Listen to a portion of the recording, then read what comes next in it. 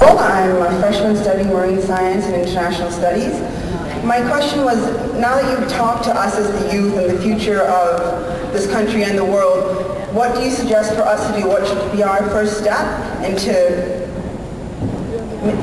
removing and, I guess, to creating the better world and the world that we need to live in, the sustainable world? What should we as youth do?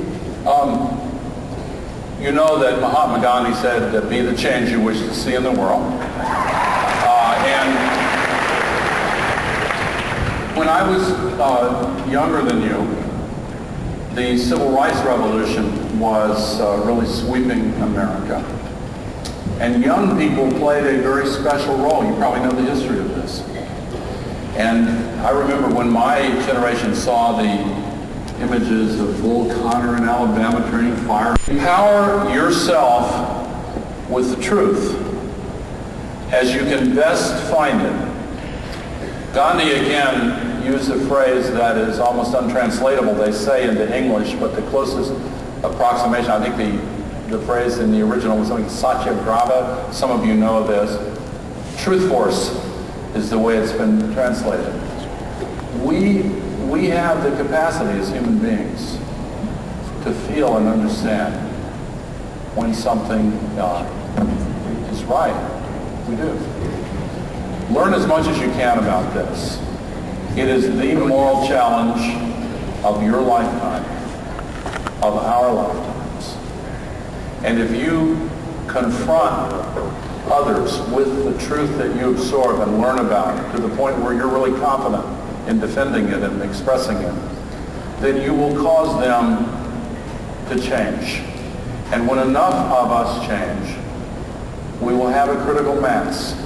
And the one thing the political system has in common with the climate system is it's nonlinear. It can seem to move at a snail's pace, but then it can move very suddenly. Let me close with just one brief personal story. Thank you for your question. I want to try to communicate to you, in closing, I want to tell you about where my passion for this comes from. Intellectually, I've studied this for almost 40 years and have been trying to tell this story for almost 30 years.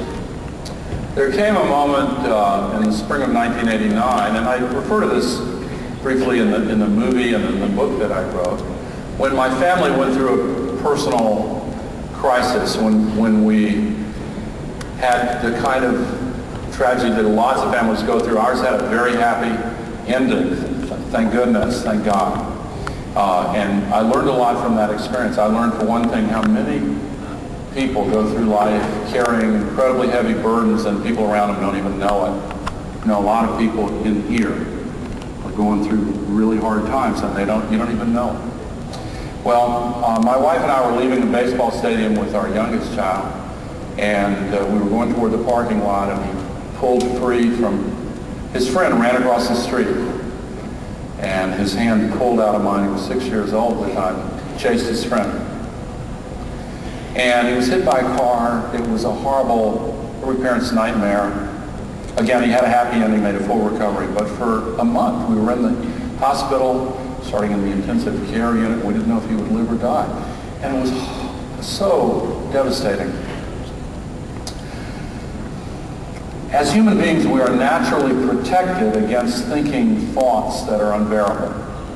And the idea of losing what's something so precious, we just don't even contemplate it. I was forced to come face to face with that. If I could go back in time, I would go back to that moment when I first felt his hand slipping from mine, and I would hold on. Can't go back in time. But I went forward from that event, and I changed all my priorities. And in my professional life, the climate crisis became my main focus. And it took me 15 years before I found the words to describe what had changed. 15 years. A lot of times we do things that we don't put them into words, can't.